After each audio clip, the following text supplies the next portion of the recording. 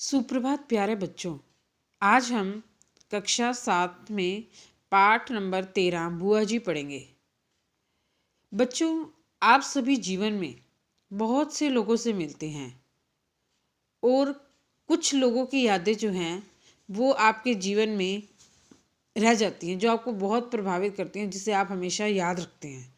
और जब उन यादों को आप एक लिखित रूप दे देते हैं तो वो संस्मरण बन जाते हैं। ऐसी ही एक कहानी है बुआ जी, जिसमें लेखक ने अपनी बुआ से बहुत अधिक प्रभावित था और उनके विचारों को जो है अपनी लेखनी के द्वारा आपको पहुंचा रहा है। बुआ जी जो थी एक धार्मिक, जुझारू और मिलनसार महिला थी। बुआ जी के बिना मेरी दुनिया सुनी, मेरे बिना बुआ जी अंधी। बुआ जी और मैं, बस यही मेरी दुनिया थी। जब मैंने पहले बुआ जी को देखा था, मैंने होश संभाला, तभी से वह बूढ़ी थी। हाथ खुदरे थे, पाँव लंबे थे, गाल पिचके हुए थे, उनके दांत मजबूत थे, बाल भूरे थे, चेहरे पर ऐसा नूर कि हर कोई उनके चेहरे वाले का फैसला अंतिम, जो भी फैसला होता उनका अडिग, उस पर अमल करने में एकदम स्थिर। घर में एक गाय थी, उसको मिलाकर हम 3 प्राणी थे। हम तीनों की सेविका थी माली। इन 4 प्राणियों की गाड़ी बुआ जी अकेले हाँकती थी। उनके हाथ मजबूत, टांगे उनसे भी मजबूत और दिल उनसे भी बढ़कर मजबूत था। इसी से लोग उनकी कदर करते थे। गांव वाले गमी खुशी में बुआ जी के सिवाय कौन उनको साथ दे, वे थी गांव की बुआ जी। पड़ोस में जच्चा को बुआ जी का काम पड़ता। किसी भी बात को चूड़ाकरम मतलब मुंडन संस्कार, जैसे बाल उतरवाना होता है, बस बुआ जी का बुलावा आता, क्योंकि उनके हाथ पकड़कर पकवान बनाने में पक्के थे। बुआ जी की हर बात रसीली थी, हर बात में शहद टपकता था, लेकिन जब वे रूठ जाती थी तो वे मारम्मा क्या होता है आपको पता होगा, बच्चों के चेचक आदि से बचाने वाली ग्राम देवी बन जाती, यानी बच्चों को बचाने के लिए डॉक्टर का रूप धारण कर लेती थी। मैं रात को बुआ जी से चिपक कर सोता था। बुआ जी मुझे कुछ कहे बिना ही कहीं चली जाती तो मैं सारा आसमान सिर पर उठा लेता, बुआ की रट लगाए रखता। मेरी पूरी दुनिया भर के लोग मुझे चुप कराते, तब भी मैं चुप ना होता। बुआ जी की शीतल दृष्टि पड़ते ही मेरी आंखें मोती बरसाना छोड़कर फूल बरसाने लग जाती थी। घर की एक गाय एकदम सीधी और भोली थी। वह अपने आप कहीं मैदान में जाकर हरी घास चरती, सांझ पड़ती तो घर आ जाती। आज द्वादशी थी। बुआ जी को निर्जला एकादशी के बाद द्वादशी आती है। बुआ जी के लिए आज द्वादशी है, मेरे लिए रोज द्वादशी है। बुआ जी सवेरे ही नहाती, गाय पूजती, गोग्रास खिलाती, बाद में मुझे खिलाती और फिर क्या करती, आप खाती। द्वादशी का खाना खाकर बड़ा स्वादिष्ट बनता था। उससे अक्सी की एक भाजी तो जरूर बनती थी, कभी आंवले की चटनी तो कभी अक्सी की ककड़ी, तिस पर खीर, कभी गुड़ान मतलब तो गुड़ की मिठाई बनती। 2 भाजियों के बिना पारण का मतलब होता है व्रत खोलना। पारण क्या होता है बच्चों? व्रत खोलना। कैसा? बुआ जी हर निर्जला एकादशी और हर द्वादशी का 3 दिन त्योहार होता।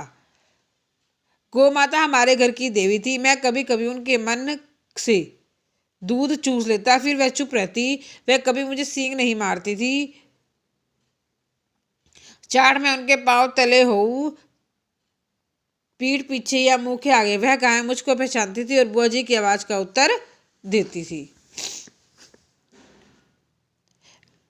गाय बुआ जी की हाँ में हाँ मिलाती, उसकी आंखों में लक्ष्मी भरती और धन से अमृत यानी दूध बरसता था। उनका नाम था काली। काली का पाकर घर समृद्ध हो गया था। वह घर की संपत्ति थी। वह बुआ जी का एकमात्र साता थी और दूध पिलाने वाली मेरी माँ। घर की नौकरानी माली गाय का पीठ सहलाती, उसे घास खिलाती, ज्वार के डंडलों को काट काट कर उसकी नींद में डालती। पड़ोस की छाछ, पिछवाड़े की फली, बरसात का दुख खाकर गाय अधा जाती तो वह रात को गोद में बढ़कर जुगाली करती थी। सुबह सबसे पहले जब काली उठती तो अम्बे अम्बे यानी बुआ जी को अम्बा अम्बा कहती और वो जाग जाती। मतलब उसके जगाने का तरीका था। बुआ जी मुझे जगाती, फिर हम दोनों नदी पर नहाने के लिए जाते। गाय के आते ही गाय दुही जाती। धोए का मतलब होता है दूध निकालना, और ताज़ा मुझे पीने को मिलता। उसके दूध का स्वाद इतना निराला था, उसके सौंदेपन का कुछ बहुत न्यारा था। न्यारा क्या होता है बच्चों? अलग था। उसके बाद काली को खोलकर घास चरने के लिए बाहर भेज दिया जाता। एक दिन काली सुबह को गई और सांझ सांझ क्या होता है? शाम तक देर तक नहीं आई। गुहार हुई, खूब खोज की गई पर नहीं मिली। काली के जाने के कुछ दिन बाद ही माली की बारी आई। घर सूना हो गया। अब गांव में बेसहारा नहीं रहा जाता था। हम लोग एक तोड़े के मैसूर चले आए। मैं एक तोड़े से मैसूर तक रेलगाड़ी में आया। बकबक बकबक करती चलती रेलगाड़ी को मैंने पहली बार देखा था और यह मेरी पहली यात्रा थी। यह यात्रा मुझे आज तक भी भुलाए नहीं मिलती। कुछ बातें ऐसी होती जो हम कभी नहीं भूलते। मैसूर मेरे लिए गांव के मुकाबले में लंदन था। मैसूर आते ही बीच में लक्ष्मण तीर्थ नदी का पुल पड़ता था। पुल पर रेलगाड़ी चलती, अजीब सी गुदगुदी का अनुभव होने लगता। ऊपर आसमान, नीचे जल, बीच में मेरे जात कितने ही थे। सब को शान से रेलगाड़ी से नदी पार करा देती। सागर कट्टे स्टेशन पर पहुंचते ही हमारी खुशी का ठिकाना नहीं रहा, क्योंकि हम नदी पार कर आए थे। नदी का जो है पाट बच्चों क्या होता है आपको पता होगा? दरवाजा जो जहाँ से गुजरते हैं, दरवाजा बड़ा ही निराला था। अब तो और भी विशाल हो गया था। उसका जल लाल है। बाड़े के मौसम में नदी का पानी रेल की पटरी तक पहुंच जाता था। उसकी लहरें रेल की लाइन के बांध पर थपथप करने लगती। नदी में देखो, ये रहा, ये सारा ये दरवाजा ना, इसका पार्ट ये बना हुआ है जिसके ऊपर ही चल रही है। नदी इतना पानी जमा हो जाता है कि कोई छोटा सागर हो। इन दिनों और भी अधिक पानी जमा था। कृष्ण राज सागर का बांध बनने के बाद लक्ष्मण तीर्थ पुल के पास नदी का जल पहले से दुगना हो गया था।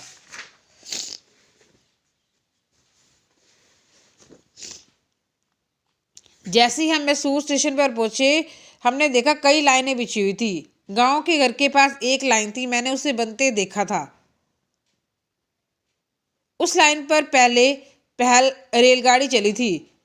तब गांव भर के लोग उसे देखने जमा हो गए थे। मुझे याद है कि पहले दिन इंजन को भी एक देवता समझकर गांव वालों ने उस पर नारियल चढ़ाया और प्रसाद बांटा था।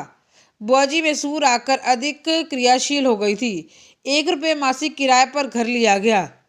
घर क्या था? एक कमरा था। घर के बीच का हिस्सा 2-3 पटरियों का ड्राइंग रूम था। उनके बीच परिवारों के बच्चे सोते थे। 7वीं कक्षा का तब पहुँचते पहुँचते हमारा घर बदलना।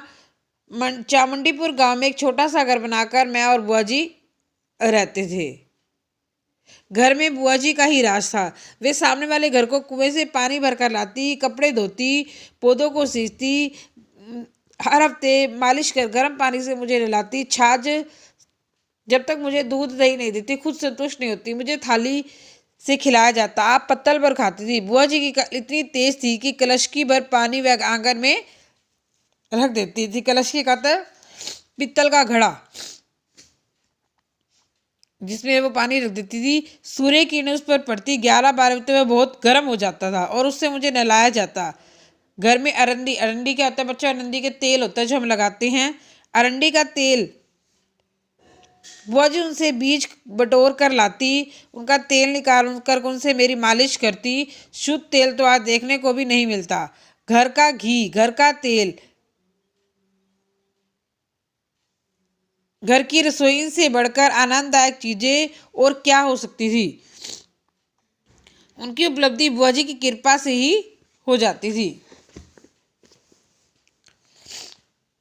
जब मैं 10वीं कक्षा में प्रथम श्रेणी पर पास हुआ और राज्य भर में मेरा दूसरा स्थान रहा तो बुआ जी तो मानो जागीर मिल गई। वो इतनी प्रसन्न थी कि घर घर जाकर कहती कि मेरा बच्चा पूरे राज्य में प्रथम आया।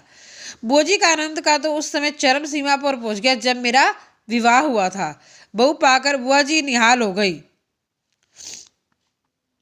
पत्नी के आने पर कई बरस तक बुआ जी रसोई में काम करती थी। हाँ, पीछे चलकर एक जून खाना पकाने का काम पत्नी के जिम्मे आ पड़ा था। घर में मेरी गैर हाजिरी में अब 3 जने रहते थे, बुआ जी, मेरी पत्नी और एक कबरी बिल्ली। कबरी बिल्ली रोज खाने के बाद बुआ जी के सामने बैठ जाती थी और बुआ जी उससे घंटों उससे बातें करती। बुआ जी कभी गोरिया के चावल के दाने चुगाती और कभी आराम से धूप सेकती। फिर सुबह सवेरे संस्कृत में क्या भजन करती, भज गोविंदम भज गोविंदम। ठीक है, बुआ जी का संस्कृत उच्चारण था, वे इसका पाठ करती थी। कन्नड़ में ना जाने कितने ही गीत गाती थी।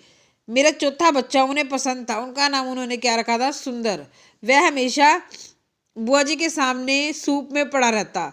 उसकी चांद सी सूरत देखते ही बुआ जी ना जाने कितने कन्नड़ गीत गाती। बुआ जी का गीत एकादशी के दिन शाम को बुआ जी की देह ठंडी पड़ गई। मुझे यकीन नहीं हुआ कि बुआ जी के प्राण चले जाएंगे। मैंने पड़ोस के 2-4 लोगों को बुलाया, तब कहीं मैं मान सका कि बुआ जी सच में दुनिया में नहीं रही, लेकिन आज भी वो मेरे दिल में जीवित है, वैसी वैसी बसी हुई है। तो बच्चों, कुछ ही इंसान ऐसे होते हैं जिसे हम भुला नहीं पाते। ऐसी ही ये बुआ जी थी। हो सकता है आपके जीवन में भी कोई ऐसे इंसान हो जिन्होंने आपको प्रभावित किया हो, तो आप भी उसके बारे में कुछ लिखें, जो क्या कहलाएंगे, संस्मरण, हिंदी में, इंग्लिश में ऑटो